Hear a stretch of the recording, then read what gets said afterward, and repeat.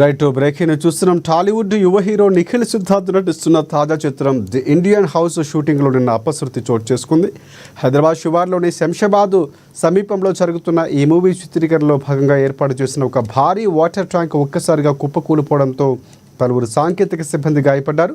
ఇక ఈ ఘటనతో సినిమా సెట్ మొత్తం జలమయంగా మారింది.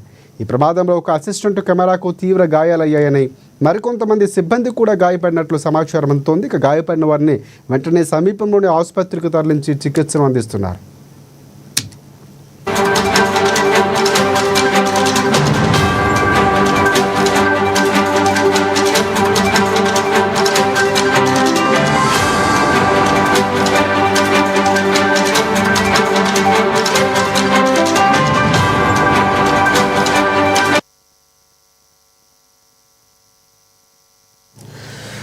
ది ఇండియన్ హౌస్ సినిమాలోని ఒక కీలక సన్నివేశం కోసం చిత్ర యూనిట్ సముద్రపు నేపథ్యాన్ని సృష్టించేందుకు ప్రత్యేకంగా ఒక వాటర్ ట్యాంకు నిర్మించింది. నిన్న ఈ సన్నివేశాన్ని చిత్రీకరిస్తున్న సమయంలో అకస్మాత్తుగా ఆ వాటర్ ట్యాంకు కుప్పకూలిపోయి ప్రమాదం చోటు చేసుకుంది.